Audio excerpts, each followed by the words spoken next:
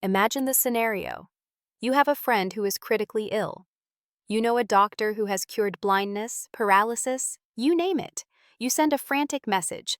The one you love is sick. You expect him to drop everything and run. But instead, he waits.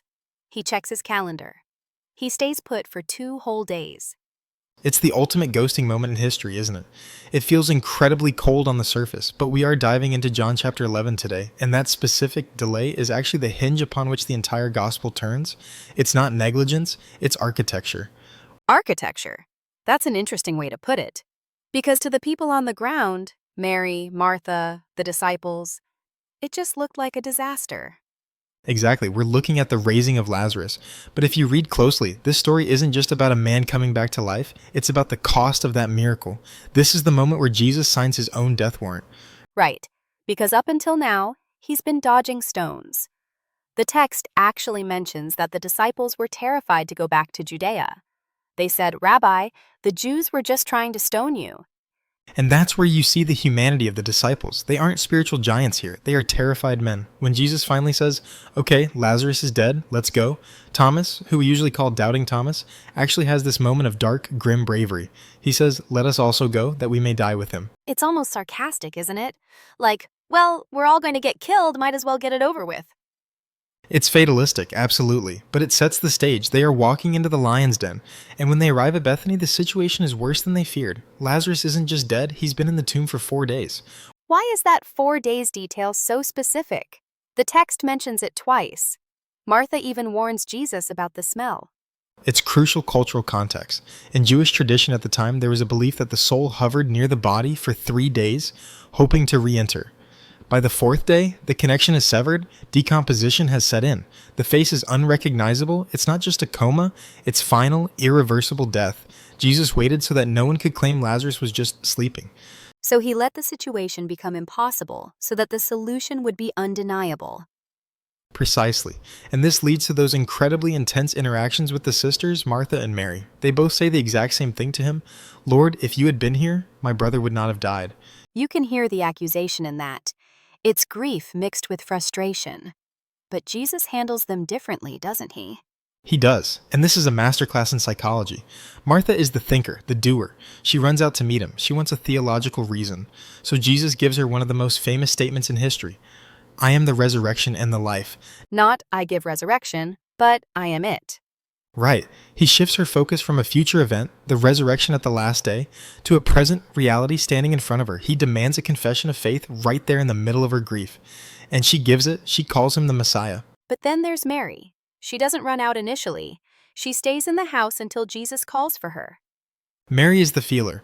When she falls at his feet weeping, Jesus doesn't give her a theology lecture. The text says he groaned in the spirit and was troubled. And then we get the shortest verse in the Bible. Jesus wept. That always stops me. If he knows he's about to wake Lazarus up in 5 minutes, why cry? Is it just for show? No, it's visceral. The Greek words used there for groaned imply a mixture of deep sorrow and intense anger. He's looking at the devastation death causes, the weeping sisters, the hopeless crowd, and he hates it. He weeps because he loves them, and he's angry because death is the enemy he came to destroy. It proves he isn't a robot performing a magic trick. He feels the weight of the broken world.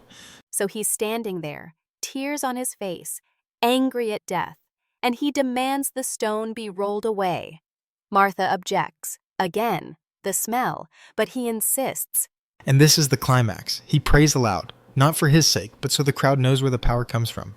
And then he shouts, "Lazarus, come out."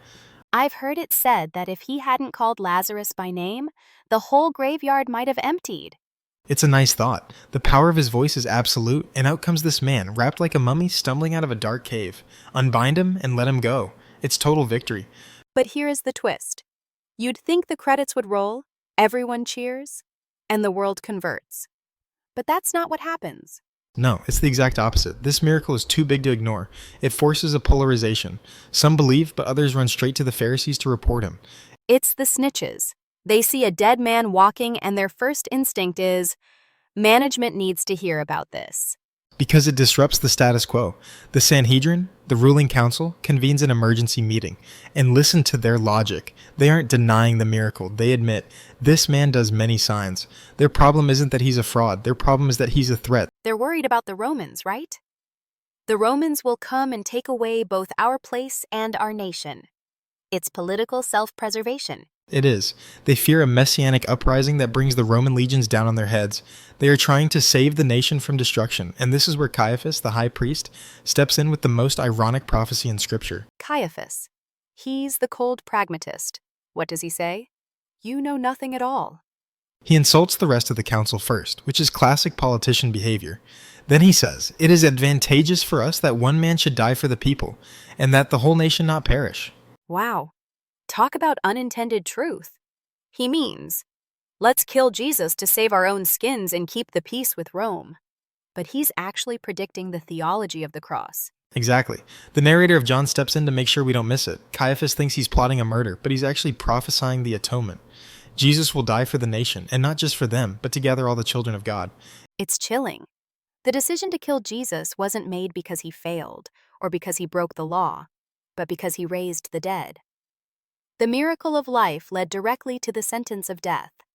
That's the exchange. Lazarus walks out of the tomb, and essentially Jesus walks in. From that day forward, the text says they plotted to put him to death. The countdown to Passover and the crucifixion has officially started. So Jesus withdraws to the wilderness, to Ephraim. He goes off the grid again. He does. He controls the timeline. He won't be arrested until he's ready.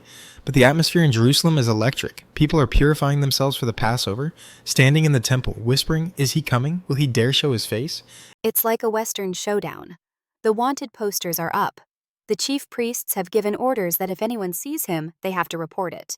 And that brings us back to the beginning. We started with a delay that seemed cruel, but that delay set up a miracle that proved his power over death, which triggered the political machinery that would lead to his own death, which ultimately conquers death for everyone.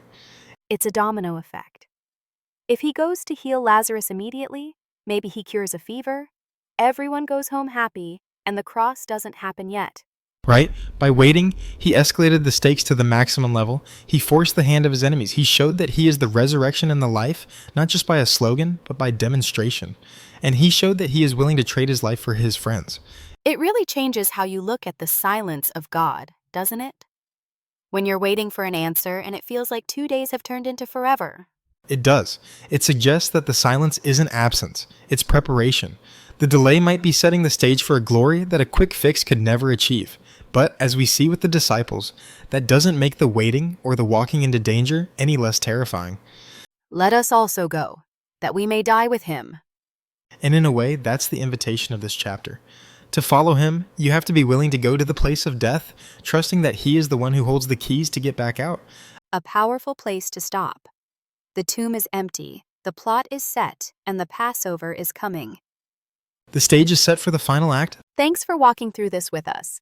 It's a heavy chapter, but a hopeful one. Always a pleasure. If you have been blessed by this, please like, subscribe, and share this joy with others. God bless.